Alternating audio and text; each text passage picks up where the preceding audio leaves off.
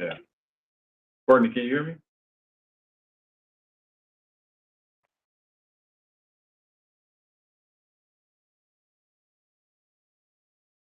We have our pre-bid with the installation contractor. Okay. 2:00.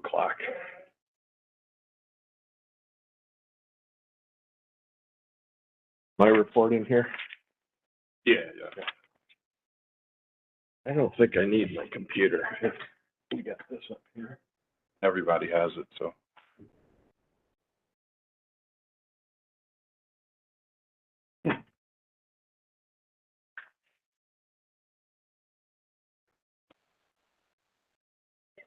Courtney, can you hear us? I can, yes. Can you hear me?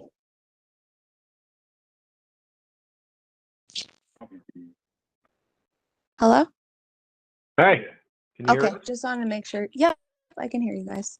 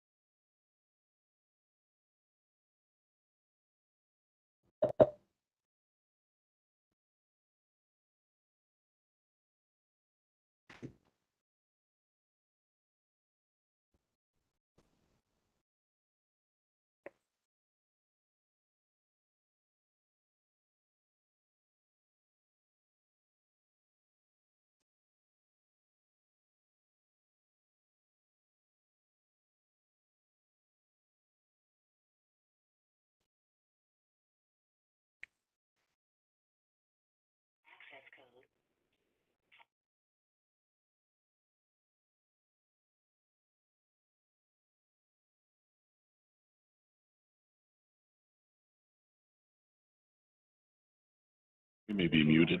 No, we just became unmuted. Oh, did we? Okay. Yeah. I've never seen Breed in this. Andy, can you hear us all right? Got you now. You ready to come across the table? Enabling resolution. It's a Conica Minolta agreement that he's working on. So it's given me a Yeah. perspective on some of the things we were doing, That's good. like confidential board evaluation.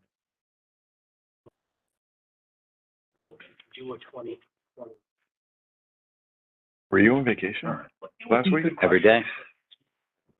To get information. You're not here, you can't go. No, you're not. Not as long as I'm here.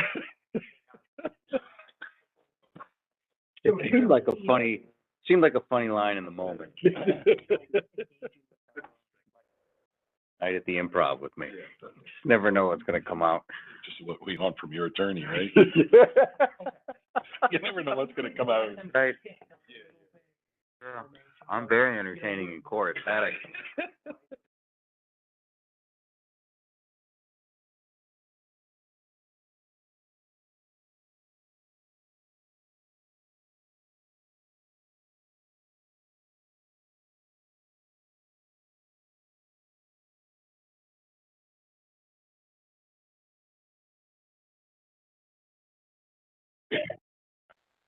Courtney, can you hear us?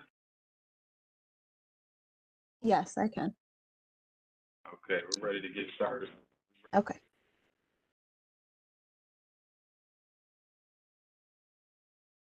Right, welcome to the March meeting of the Board of Directors of ErieNet LLC. Time now is 2. Mills. Here. John Spears. Here. Dan Castle. Here. Mike Reedy. Here. Present. Chairman Coe. Here. Jason Keating. Here. And we've identified that, the Myers is absent. Right? If you had time to go through the minutes from February, there are no additions, edits, changes. Same motion, thank you. Second? Reading. Whoa. I can. I did, but that's all right. Hey, I don't need the credit. All in favor? Aye. Okay, unanimous. So, here we have today, Matt Kreider, diligently working with us to develop this network. He's going to give us an update as to where ECC stands. You will find his report after the minutes that we just approved in the packet.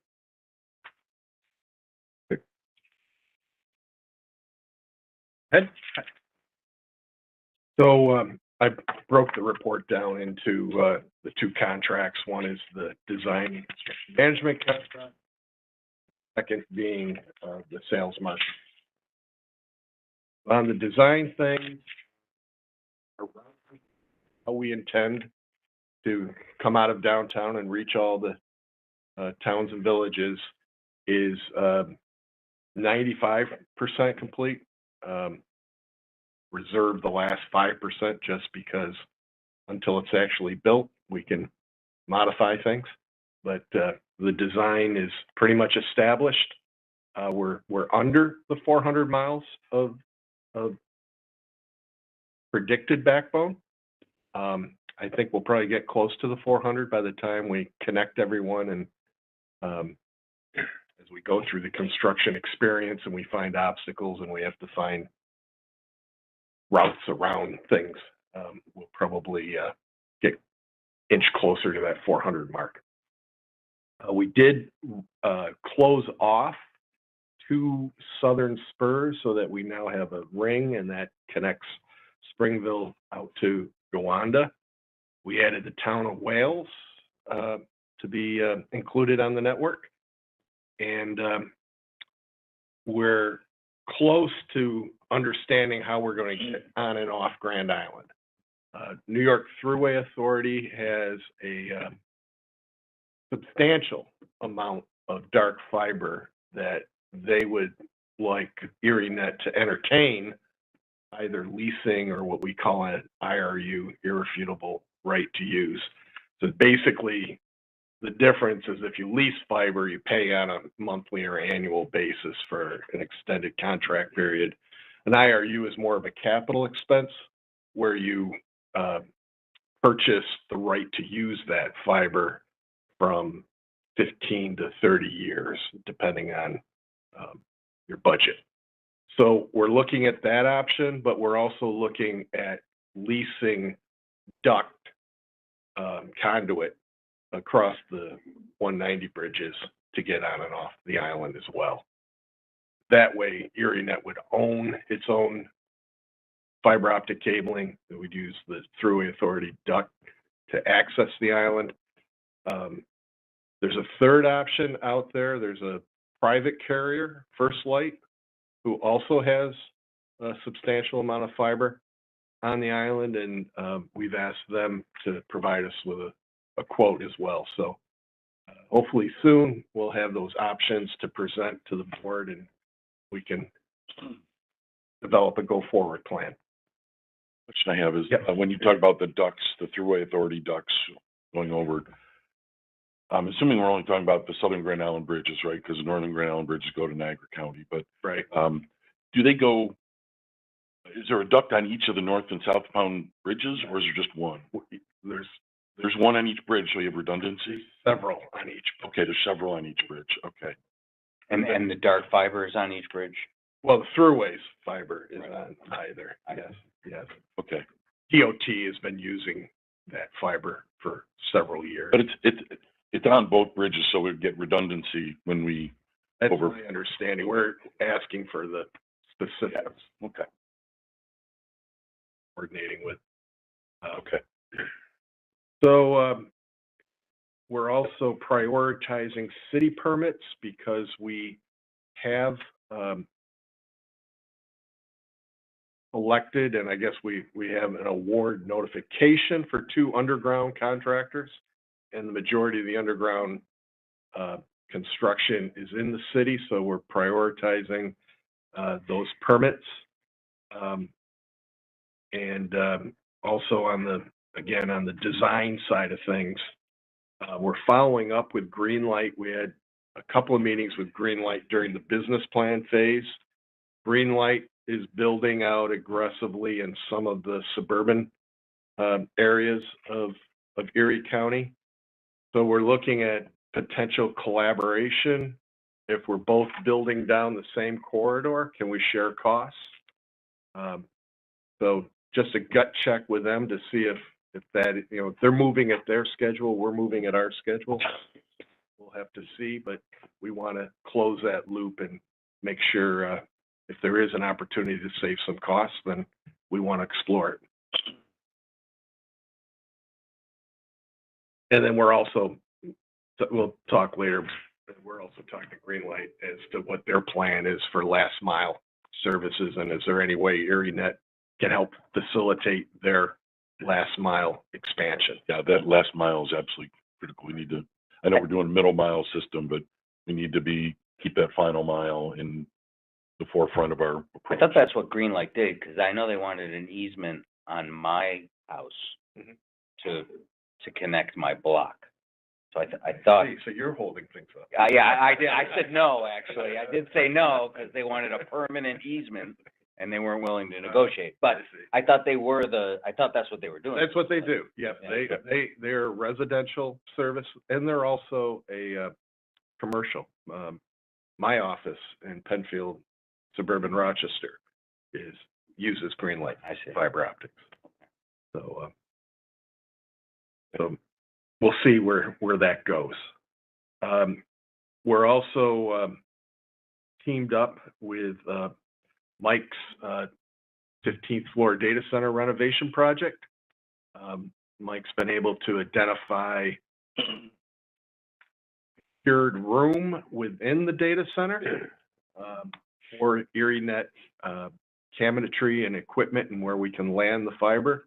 It's good space. It's got redundant power, HVAC, secure access in and out of the building. So that currently is the 15th floor is being renovated for hazardous materials, asbestos primarily. The room is now ready for the abatement. It's been treated, the walls, everything's been removed, flooring's been removed. So now they're just waiting for the asbestos abatement in that area, but we're on track to complete. Obviously, the room has to be abated before we do any new construction. But once that abatement's completed, then there's also a team of engineers that are working with the county IT for the environmentals in the room construction, which ErieNet is also giving our requirements for. ErieNet will be responsible for any of the equipment that goes into the POP, the cabinetry, the fiber optic installation, but to make the room available to us is part of Mike's County capital project. We're thinking that design and the bid process will culminate sometime in August, so we can start actually building out the area later in the summer and have it wrapped up by year end. Yeah. So that we can start, landing fiber in the Rath building, terminate.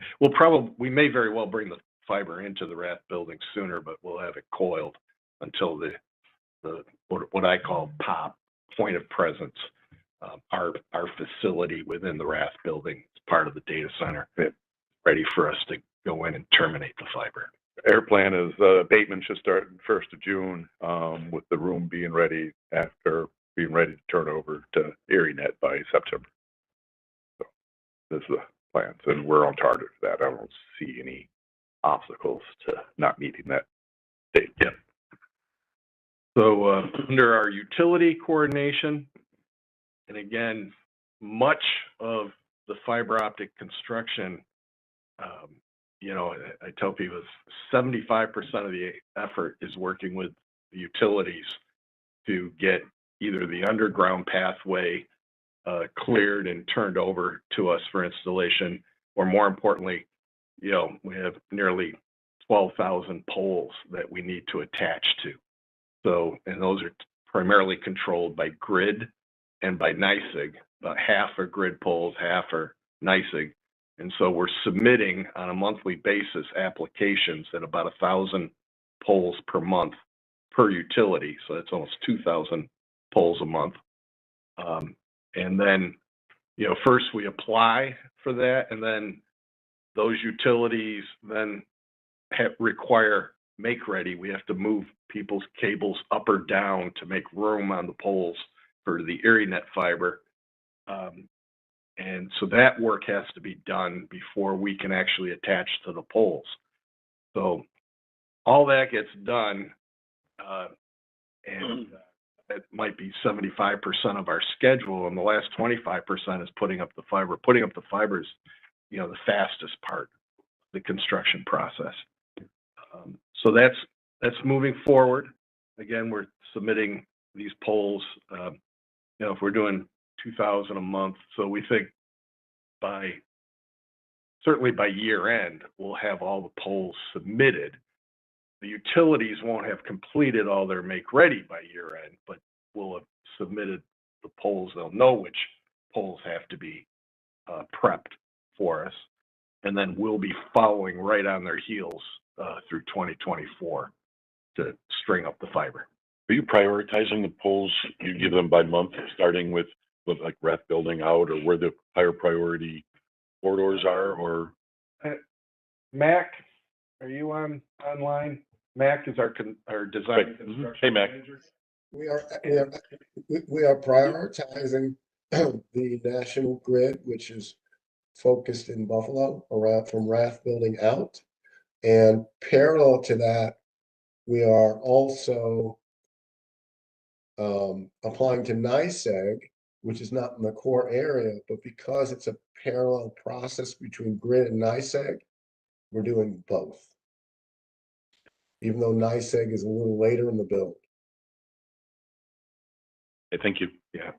Do we know what their review is? Or is it just? Oh, there's a process. Yeah. Yes. Oh, there's a process, and I sent a slideshow to Thomas back in October, which I think he shared with you. But basically, they send skilled engine. Let me back up. So if you think about Erie County, NYSEG is east of Transit Road and toward the south, and National Grid is Transit Road to the west. So basically on a make-ready surveys, we identify which poles we want to attach to. They send, NYSEG and National Grid send engineers out to look at the poles.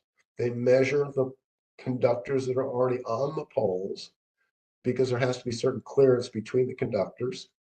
And they recommend to NYSEG and Grid which conductors have to be moved to allow room on the pole for ErieNet.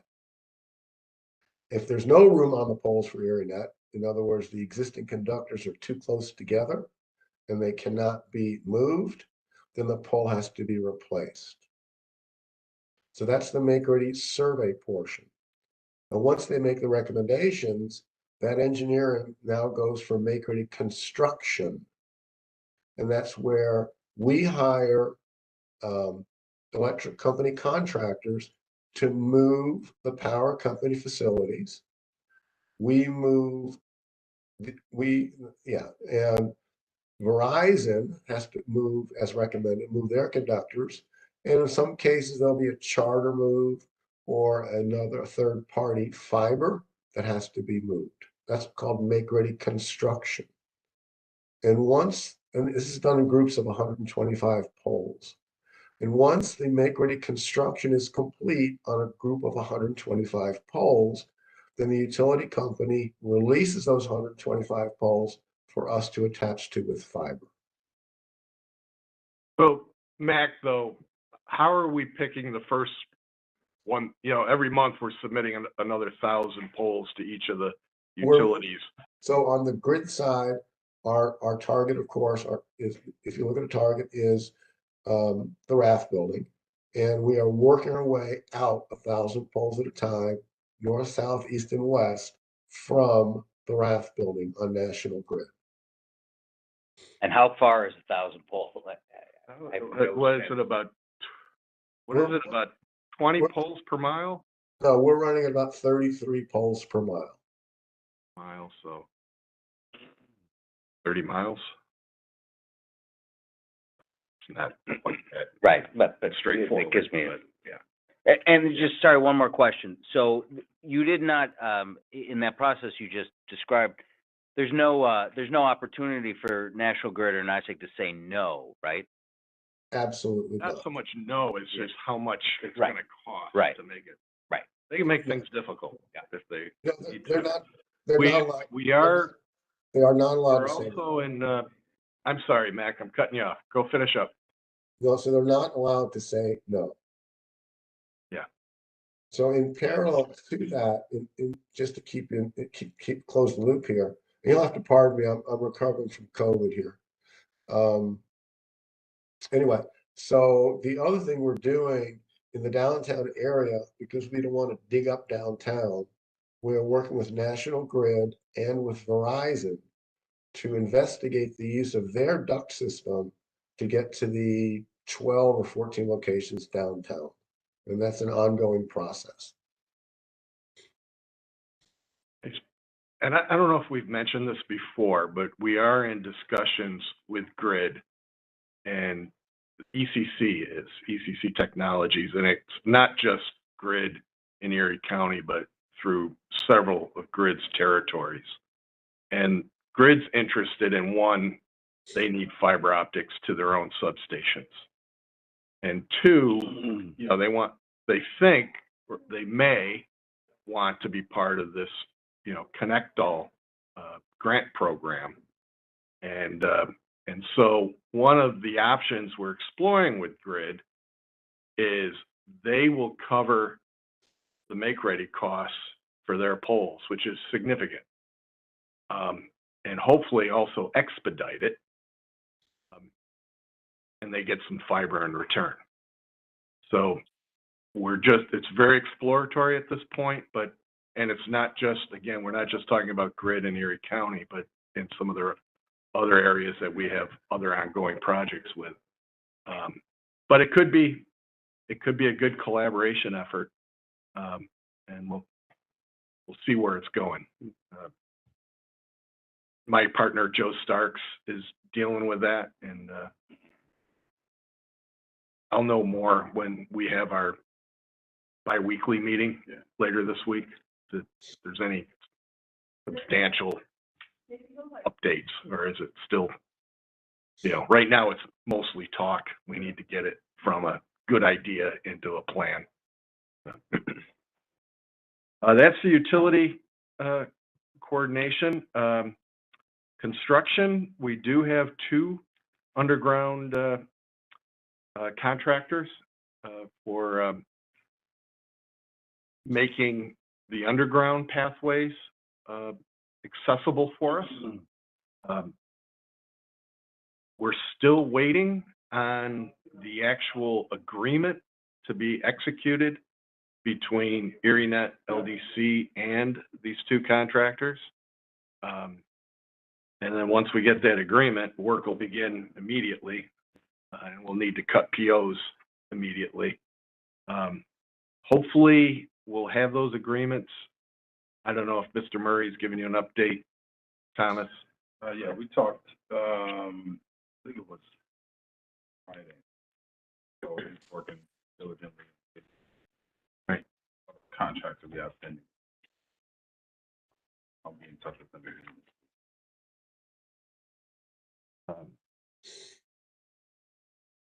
So I think you had asked earlier this week if there might be a groundbreaking opportunity to kind of just showcase what we're doing. That, I think, would be our first. I mean, 1, we got to get this contract in place. Yeah. 2, we could then look at, what's the time frame for the contractor to mobilize and identify a intersection that we could open up a manhole and do a groundbreaking ceremony. Yeah, see his intersection. Backup traffic. And hey, guys, I just want to set the expectation on that. Maybe in front of Mr. Toth's house, because he'll put green light on notice. Just to set the expectation on that, it's not a very eventful event. Right, but it's ceremonial, but Yeah. that will be the beginning of our construction effort. Absolutely. So we can talk more about that, but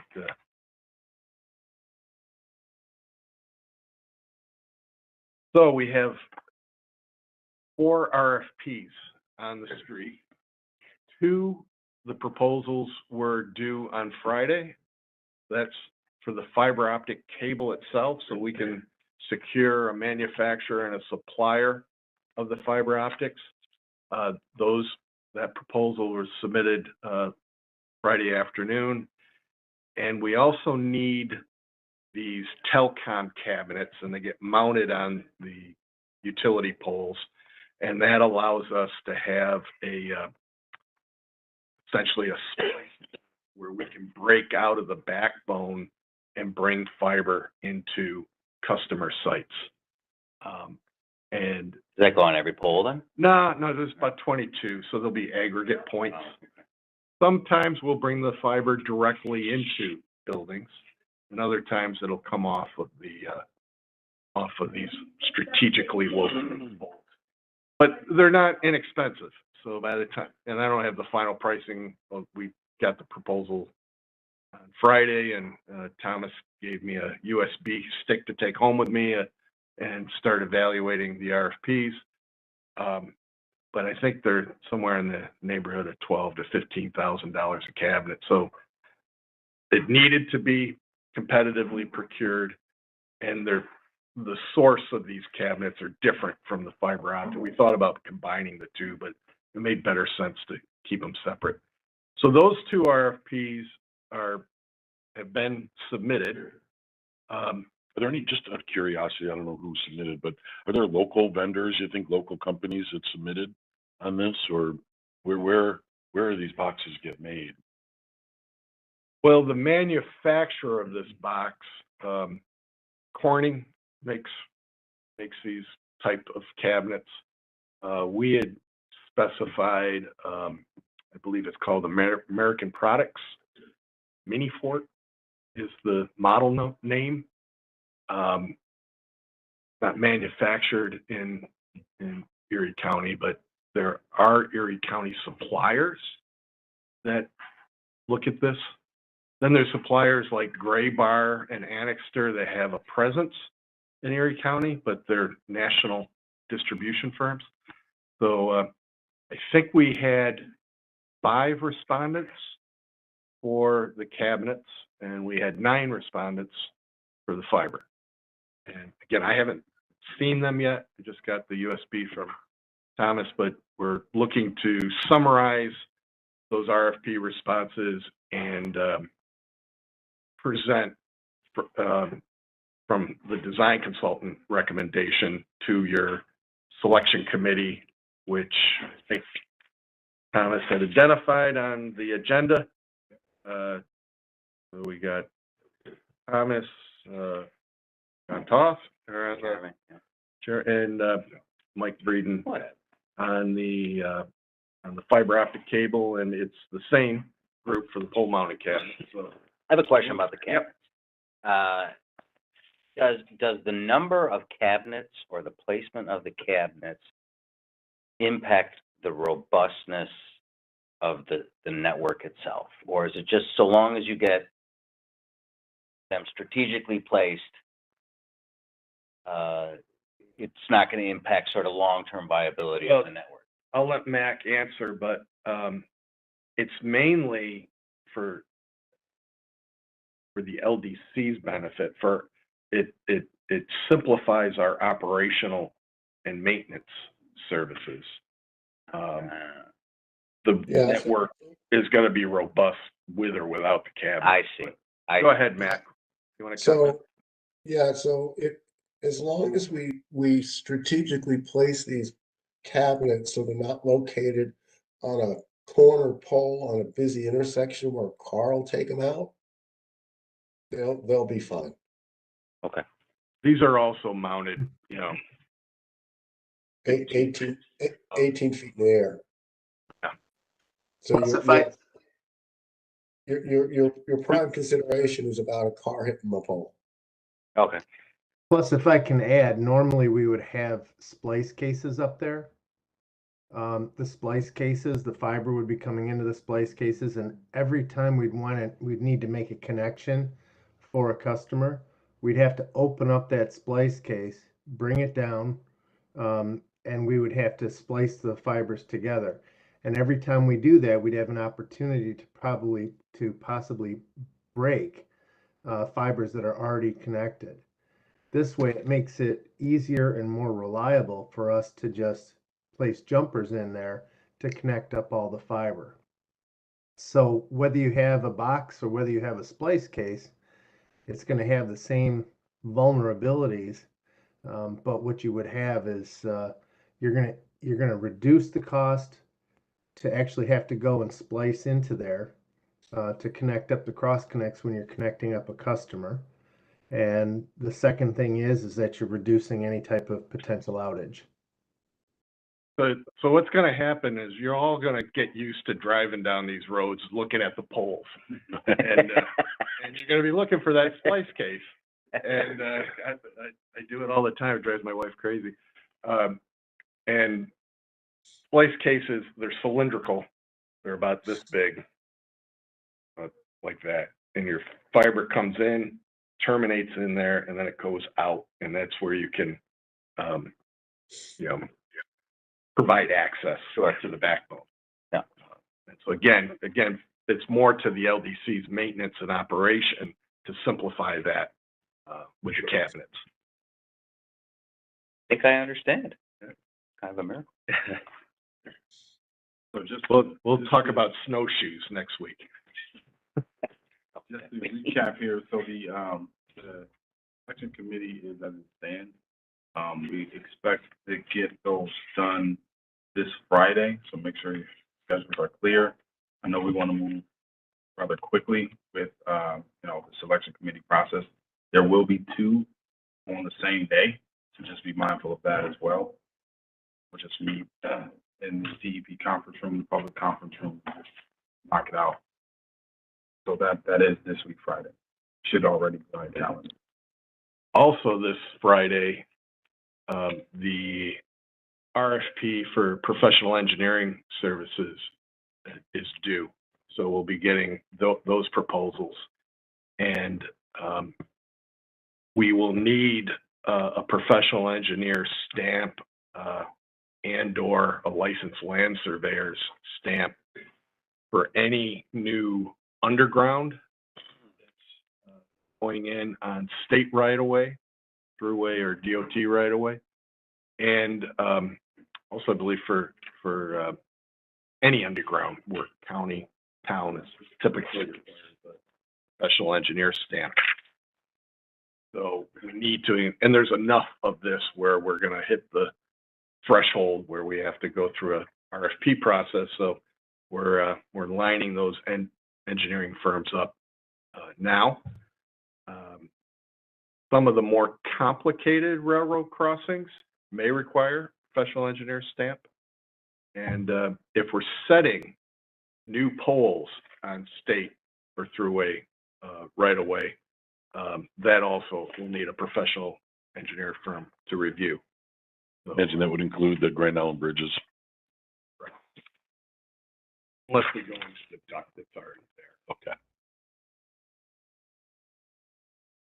So there are areas that don't require a professional engineer stamp, and ECC's pursuing those permits. Just one, because we know how to do it. They're straightforward. 2, it helps with maintain our schedule. So, but again, both these RFPs, when we select, or all 3 of them, when we select the award contractor, engineering firm, hopefully we can turn around the contracts and get these people engaged. We can make a notice to award, and I mean, I'd love to be able to have a contract in their hands within 2 weeks. 1 week would be better. So that's the RFP. Then the the big one, the fiber optic infrastructure installation RFP.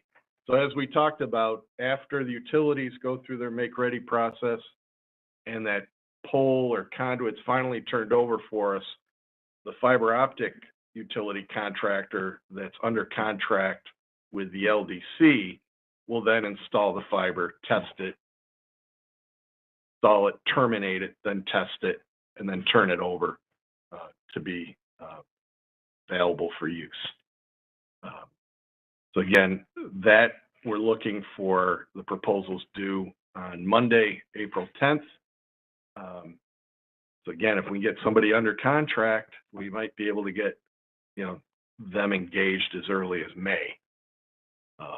And it'll give us hopefully, 6 months of 2023 that we can be actively installing fiber.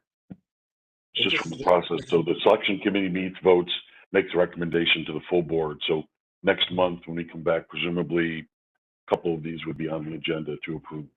Absolutely. So just to interrupt a second, so at 2 o'clock today, we have a pre-bid conference call on the construction side. So I'll be dropping off, and I'm guessing Andy may be dropping off. But there, like I said, there's a pre-construction pre-bid meeting today. Yeah, that allows anybody who has questions regarding the RFP, let's Mac overview the project and timelines and goals so that hopefully everyone's proposals are on point. Anything on the design and construction before we get into sales and operations? No, we're good. So the under the sales, marketing, operations, ECC got our notification letter on January 31st. We too are waiting for an agreement for contract execution. And I think, again, that's with Mr. Murray. So hopefully that'll get settled shortly. We have a candidate coming in for a second interview later this week, Thursday. Andy and I and some of the team are be interviewing. So we may have a candidate to make an offer. I don't know if does anyone on the board want to interview or have a look at this person before we make a Resume. we could at least, yes, circulate the resume and then maybe our recommendation is why we think this person's a good fit. That was an only candidate that you would see? We had one dropped off. This one right now is our most viable. There's some other ones that were potential, but we're thinking, I don't know, Andy, you still there? You, Yeah, screen,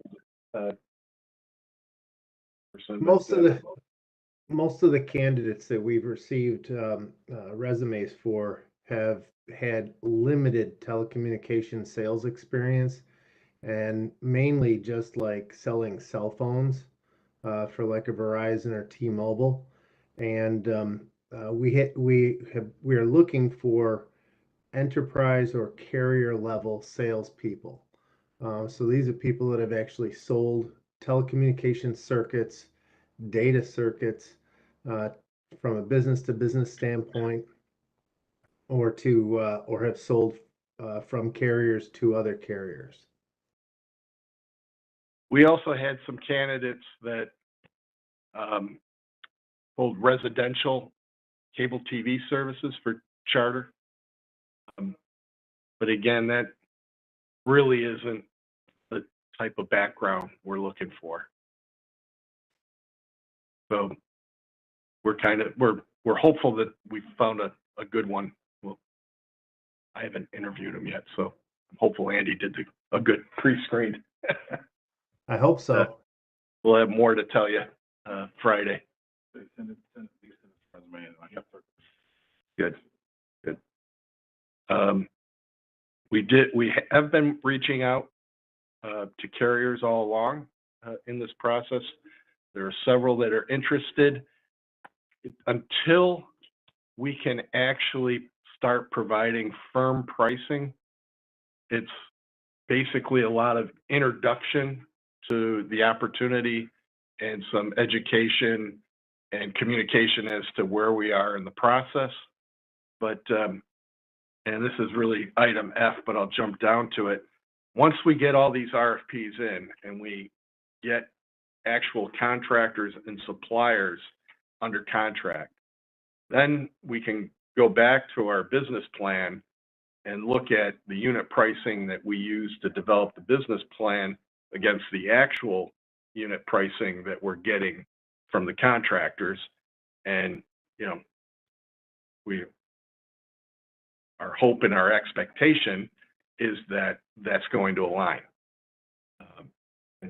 And we had some contingency and inflation built into the business model. So hopefully that'll be sufficient to cover us with what is actually submitted. So, and the fiber optic cable is a big component of that. So those came in this week. So that'll be what do they call that? A weather,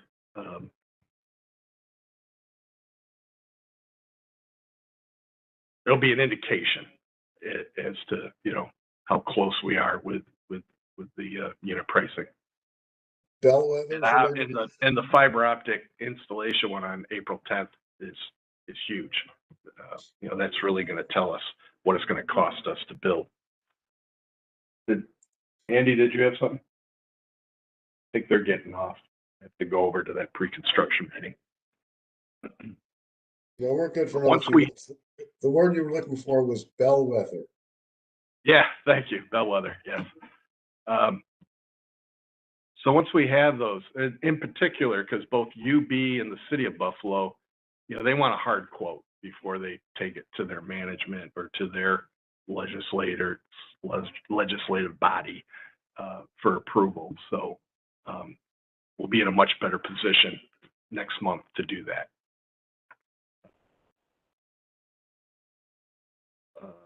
Last mile providers, it's a little premature. Again, there's no press, so you know I wouldn't want to publicly identify these partners because we don't have any agreements in place. But again, we have been talking with Greenlight, we have been talking with First Light, Empire. There's a company, not NITEC, because that's you know the NFTA folks, but it sounds like NITEC, and I can't. Niagara Technology Communications or something. So there's a half dozen, right, that we want to approach. But again, it's a little soon because again, they'll want to know when are you going to be there with the fiber and how much is it going to be for us to use that fiber to backhaul our services on. So the other thing to look at that whole last mile is also what's coming out from the feds, and basically the way that's worked in the past is the Fed makes the money available to the state, and then the state makes it available to projects across the state.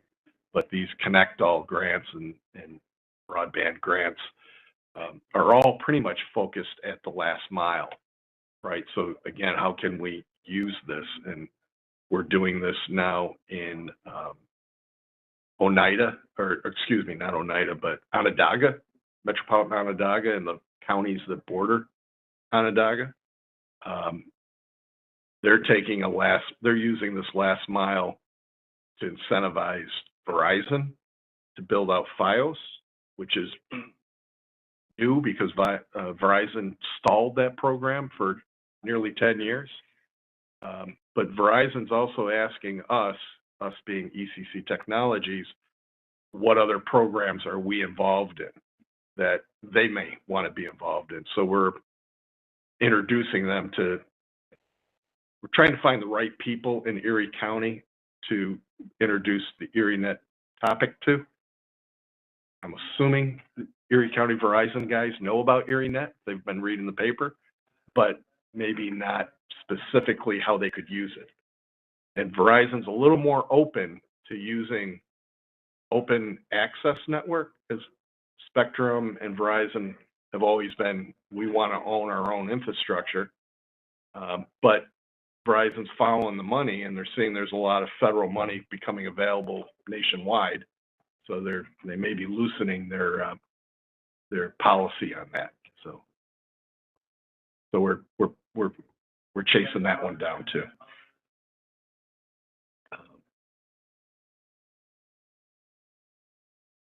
Lastly, we had a good meeting with the public safety folks last Thursday, and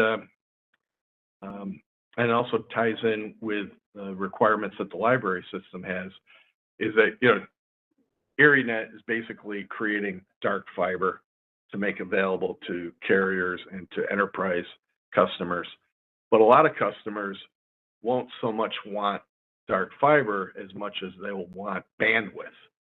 You know, the library wants bandwidth that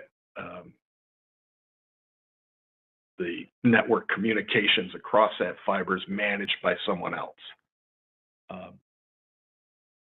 Mike's IT team will be providing the network services for the county facilities, for the county network and county internet. So Mike's IT group will be lighting the county fiber, but you know, they're not signing up to light public safety fiber or the library fiber. So we need to find some partners to do this. and there's several good ones. Public safety's been working with different teams. So we need to come up with a plan and a strategy as to how we offer. And again, I don't think the LDC wants to get into the managed service business, because that's going to require a commitment to a group of staff. I think the better way to approach this is to bring these opportunities, like the public safety telephone communications and the public safety radio communications, to one of these qualified network integrators, and them price out what that service looks like using the ErieNet fiber as transport. And again, that's probably going to require another RFP process, or most of these carriers have OGS contracts that can do this too. So again, when we get the RFP unit pricing, and we can go to these integrators and say, this is how much we'll be able to discount the ErieNet fiber for your transport. So we'll really contract with that integrator. That integrator will lease the ErieNet fiber and then bundle their services and offer that, which is good. That gives some private partnerships an opportunity to make some money. Would we look at one partner, or we need multiple partners? I think we're going to want more than one. I can think of some. There's carriers that offer this, and then there's like the Cisco integrators that can offer this. Either way, someone has to have a NOC. They have to be able to monitor this fiber. They have to have a help desk, customer support, Right. and all that.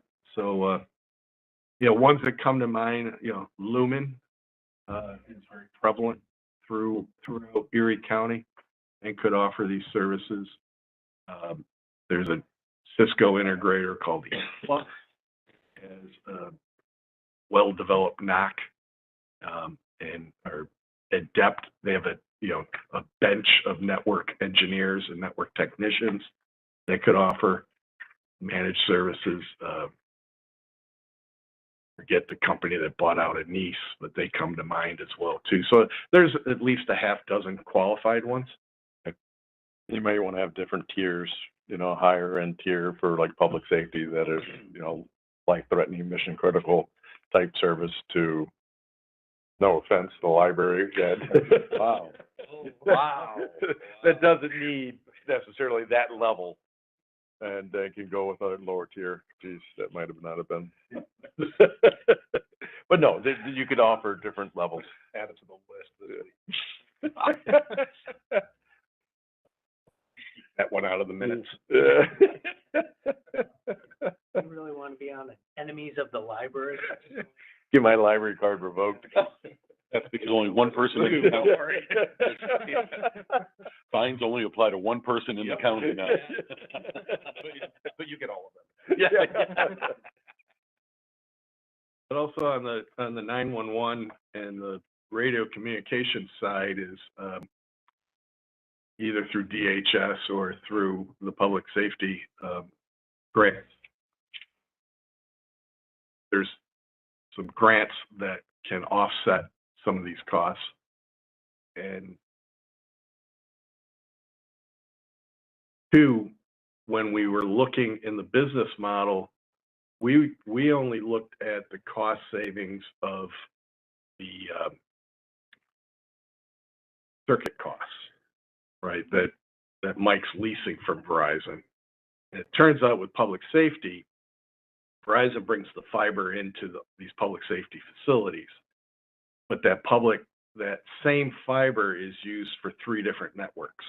It's used for the county network, it's used for the radio communications, and it's used for their 911 telephony system.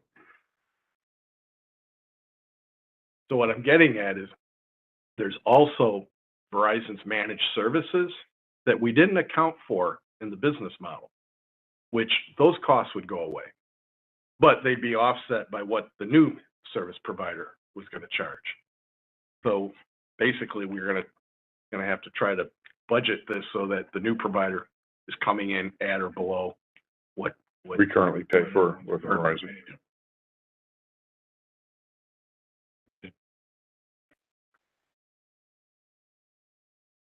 That is it. Any more questions for Matt? That was my very brief report. Thank you. Nice. Right, so, I understand the ECC team has to fall off the call, that is okay. So next, if we're following along in the agenda, want to certainly formally welcome Jason Keating, Supervisor of Boston, Boston Board. He has a wealth of experience based on, you know, his earlier experience with broadband and his, happy to have him on the board. Jason, you want to give us a few words? Yeah, thanks. I'm looking forward to serving on the board. Boston being a rural community, I shared a video out with Thomas that back during the pandemic, you know, many areas in Boston have not had you know, high-speed internet access, and that's been something we've been trying to work with Spectrum, their largest provider, and as you were saying with Verizon, back when even when I was a councilman, that we're going back 8 years now. Verizon had no intent of building out 5G to, you know, using your exact words, they were following the money. 5G is where it was at. They were not doing any additional laying of fiber. And so started working with, looking to find providers that we could work with. So I think this is a great opportunity for many rural communities that don't have, you know, that service available to them.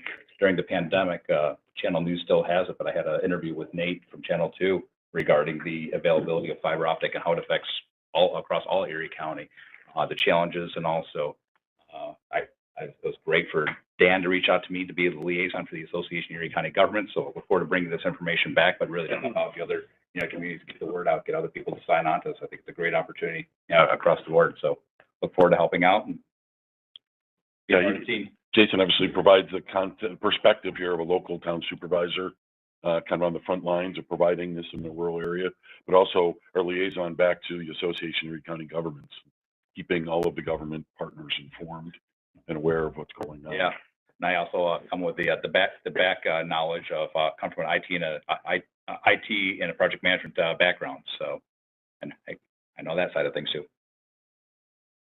Quickly, I wanted to use this as an opportunity to remind current board members and new board members of the authority's budget office's board training requirement. You have to do a board training within 12 months of appointment to the board. Their best practice is that be done every 3 years, although that is not a mandated function. So I know there are a number of individuals on this board that may have gotten to that training at some other point. We'd like to get the verification that did happen if you didn't. Otherwise, there are 2 upcoming trainings that I can provide everybody with coming up in April. I don't recall the exact dates.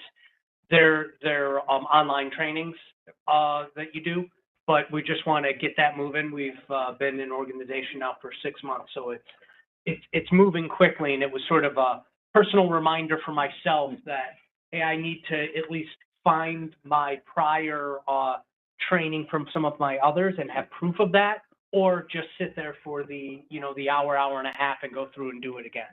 So I'll provide everybody with that. And just Jason Keating, he gets the gold star for today because this is his first official board meeting and he has already taken the training. I believe you get a certificate. Yeah, you get it. Lead by example, my man. From everybody, just so we have that on. See, you got no slacking off here anymore. I did mine 3 years ago. You're ahead of the game. Way ahead. All right. You knew this was coming. Boy, am I going to make it to the parking lot? So welcome, Jason. Whole committee reports this. No unfinished business to discuss. So for number 6, I'd like to entertain a motion to go into executive session pursuant to Public Officers Law 105(1)(f) to I'll move. discuss. I think we have to say what it is we're moving.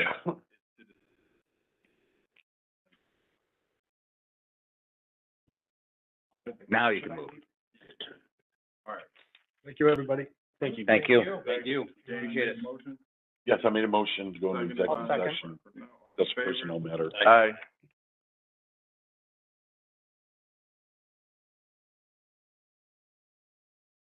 So how do we handle that? Seasonal.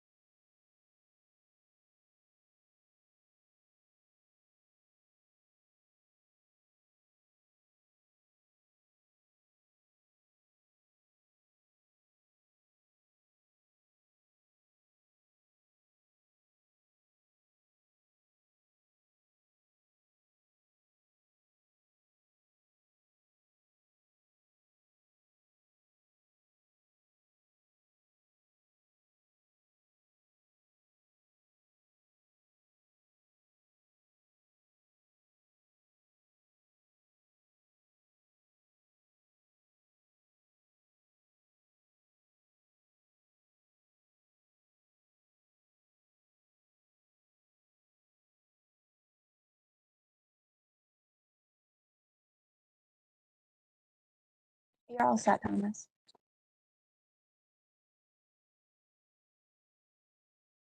Thank you. Because I couldn't was tell you struggling when to it get took the a mouse, working. This is very. All right, so we're back in session. No actions were taken during executive session. May I have a motion to adjourn? Motion, Second, second. favor? Aye. Thank you, Thomas. Thank you, Tom. Thanks.